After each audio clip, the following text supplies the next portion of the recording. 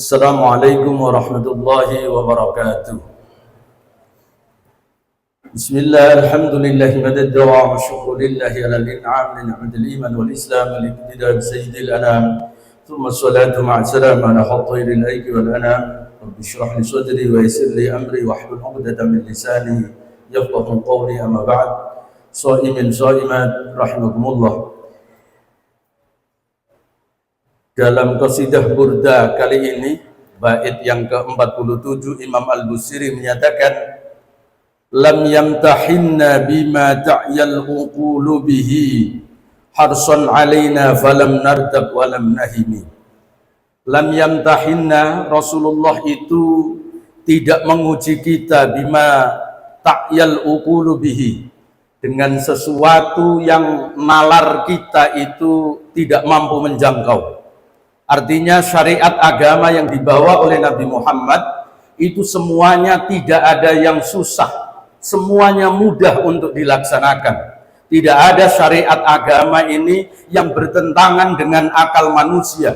Karena apa? Karena agama ini sebagaimana ditegaskan oleh Nabi, inna hadad dina yusrun, sesungguhnya agama Islam itu agama yang mudah, wa syari'atuhu sahlatun samhatun wa kamilatun. Syariat agama Islam itu syariat yang mudah, penuh dengan toleransi, dan sungguh sempurna syariat agama Islam itu. Artinya apa? Bahwa yang dibawa oleh Nabi Muhammad itu sesuatu yang mudah untuk dikerjakan, tidak ada yang bertentangan dengan akal manusia. Harsun alaina falam nartab walam nahimi. Itu semua dilakukan oleh Nabi karena Nabi Muhammad sangat cinta kepada kita sebagai umatnya.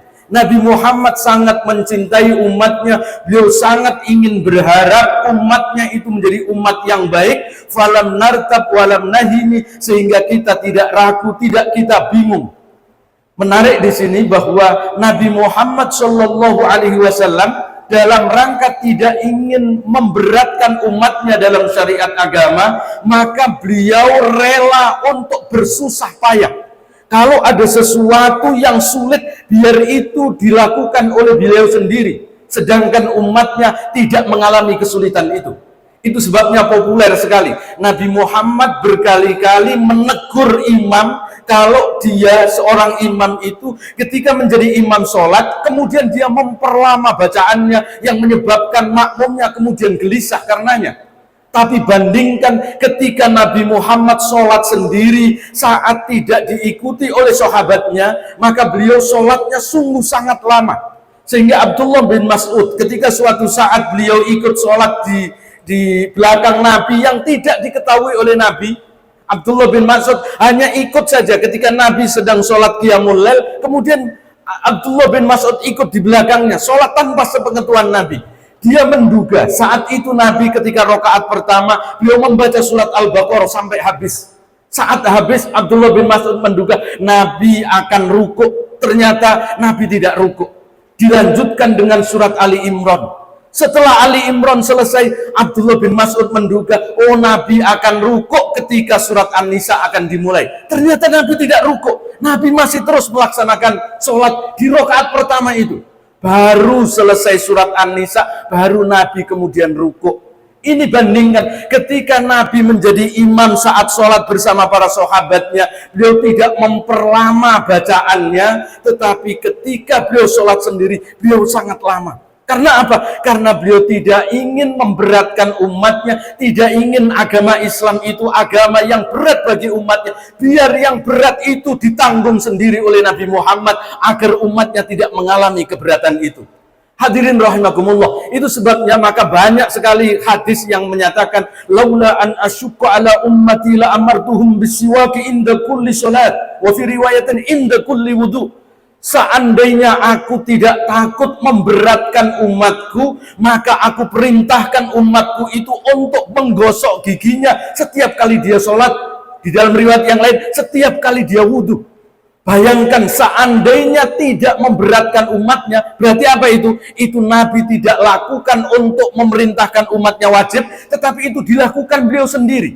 Nabi ketika wudhu, ketika setiap beliau melaksanakan sholat, baik sholat fardu maupun sholat sunnah, beliau senantiasa menggosok giginya. Bayangkan kalau seandainya itu diperintahkan oleh Nabi, karena Nabi tidak belas kasihan kepada kita semua, betapa repotnya kita. Sholat 5 waktu kita berarti menggosok gigi 5 kali. Belum wudhunya, setiap kali wudhu harus menggosok giginya. Belum ketika sholat sunnah, sholat rawatib, qobliyah, ba'diyah, sholat qiyamul lail, tahajud, witir, duha, dan seterusnya. Maka itu sungguh sangat memberatkan bagi umatnya. Maka Nabi tidak memerintahkan itu. Beliau tanggung sendiri itu semua.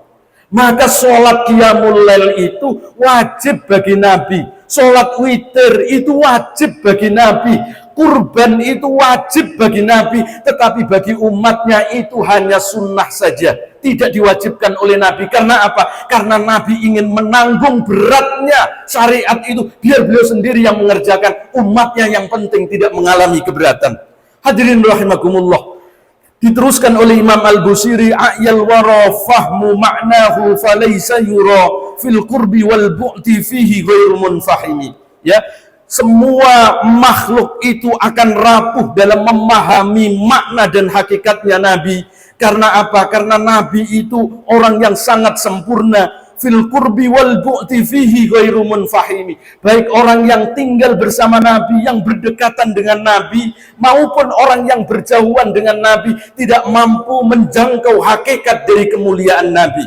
Kasyamsi tadharu lil ainaini min bu'udin. Karena Nabi itu bagaikan matahari yang terlihat oleh dua mata kita ini. Ketika matahari itu jauh dari pandangan kita, baru bisa terlihat. Watukillu tarfa min umami. Tetapi matahari itu tidak akan bisa terlihat oleh pandangan mata kita kalau mata kita itu berdekatan dengan matahari. Karena apa? Karena panas dan teriknya cahaya matahari itu. Matahari hanya bisa dilihat oleh orang ketika dari kejauhan yang terlihat hanya kecil. Maka orang yang berada dekat dengan Nabi tidak mampu menjangkau hakikat Nabi, sedangkan orang yang jauh dari Nabi juga tidak mampu untuk bisa melihat seperti apa hakikat dari kenabian Nabi itu. Wa kaifa yudriku fid dunya haqiqatahu qaumun niyamun tasallu anhu bil hulumi. Bagaimana mungkin orang bisa menemukan hakikat Nabi di dunia ini, sedangkan orang-orang itu dalam keadaan tidur yang dia hanya cukup puas dengan mimpi bertemu dengannya. Maka kita ini umatnya Nabi Muhammad tidak mampu menjangkau hakikat dari Nabi Muhammad itu sendiri. Karena apa? Karena saking mulianya Nabi kita, dan kita hanya cukup puas. Kita sudah puas kalau kita bisa bertemu dengan Rasulullah Shallallahu Alaihi Wasallam, meskipun itu hanya dalam sebuah mimpi. Famablaghul ilmi fihi annahu basharun wa annahu khairu khalqi kullihim. Maka puncak dari pengetahuan orang tentang Nabi Muhammad adalah bahwa Nabi Muhammad itu manusia, wa annahu khairu khalqi kullihim. Tetapi Nabi Muhammad itu adalah manusia yang paling sempurna dari segala makhluk Allah tanpa terkecuali. Karena apa? Nabi Muhammad cintanya kepada umatnya sungguh sangat luar biasa. Saya ingin memberikan contoh bagaimana kecintaan Nabi Muhammad kepada kita adalah apa yang dituturkan oleh Sayyidah Aisyah radhiyallahu anha. Suatu saat Nabi sedang bercengkrama dengan istrinya ini, kemudian Sayyidah Aisyah minta kepada Nabi, "Ya Rasul, doakan kebaikan untukku ya Rasul." Maka Nabi kemudian mendoakan Aisyah, "Allahumma firli Aisyah ma taqaddama min dhanbiha wa ma ta'akhkhar." Ya Allah, ampunilah Aisyah itu dosa-dosanya yang sudah lalu maupun yang akan datang. Ma'asarrat wa ma'a'lanat, yang dia sembunyikan atau yang dia lakukan dengan terang-terangan.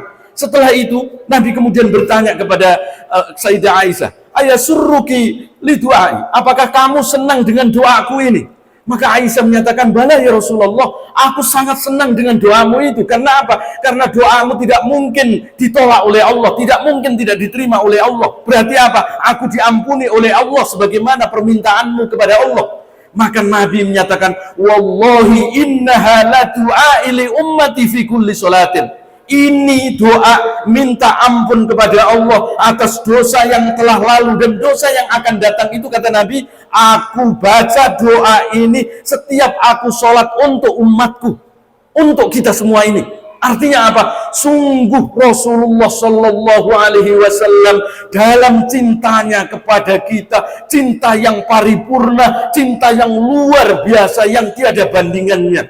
Itu sebabnya wa kullu ayin atar rusulul kiramu biha fa innamat tasalat min nurihi bihim.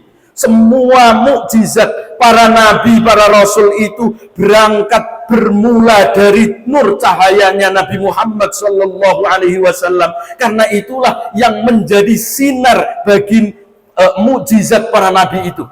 Maka mukjizat Nabi Muhammad itu adalah mukjizat yang terbesar yang dimiliki oleh seorang nabi, mengalahkan mukjizat nabi-nabi yang lain. Kalau Nabi Musa alaihissalam tongkatnya dipukulkan ke batu, maka kemudian memancarkan air 12 mata air. Kalau Nabi Musa tongkatnya dipukulkan ke lautan, membelah lautan itu, maka mukjizat Nabi lebih hebat daripada itu.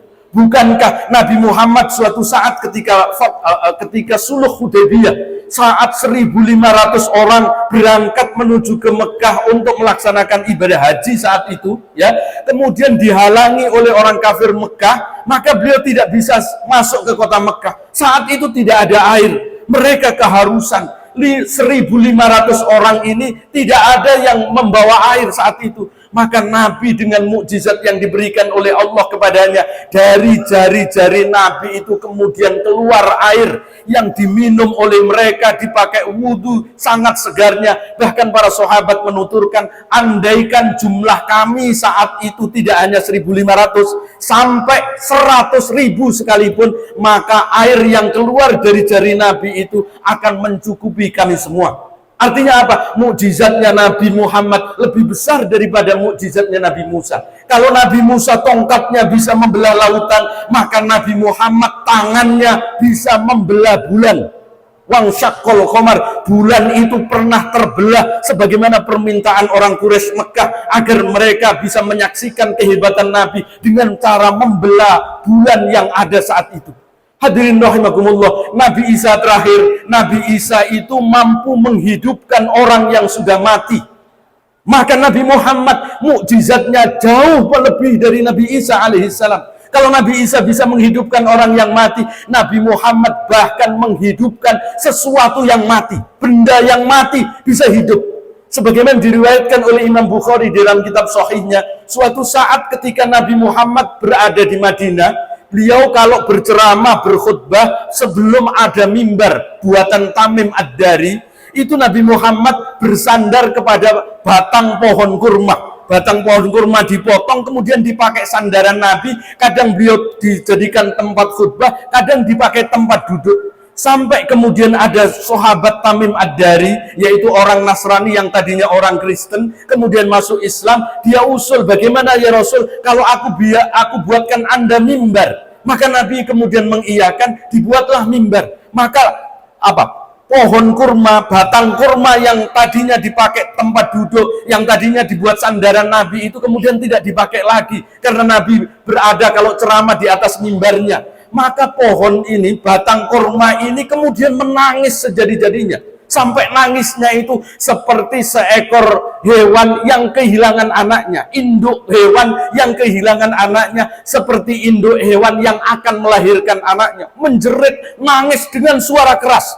Sampai sahabat yang lain itu pada dengar suara tangisan dari batang pohon kurma itu.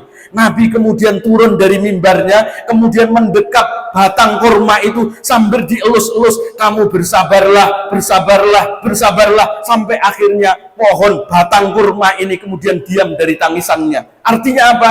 Kata Imam Syafi'i ketika ditanya apakah Nabi Muhammad mempunyai mukjizat lebih dari Nabi Isa, maka beliau menyatakan, bukankah menghidupkan batang kurma yang tadinya adalah benda mati bisa hidup, bisa menangis, bisa merasakan, bisa mendengar apa yang dikatakan oleh Nabi, maka itu tentu lebih utama daripada mukjizatnya Nabi Isa alaihissalam. Mudah-mudahan kita semua dikumpulkan oleh Allah Subhanahu wa taala sebagai umat Nabi Muhammad yang senantiasa mencintai dan dicintai oleh Nabi kita Muhammad sallallahu alaihi wasallam. Amin ya rabbal alamin. Syukran ala ihtimamikum, wallahul muwaffiq ila aqwamit thoriq. Wassalamualaikum warahmatullahi wabarakatuh.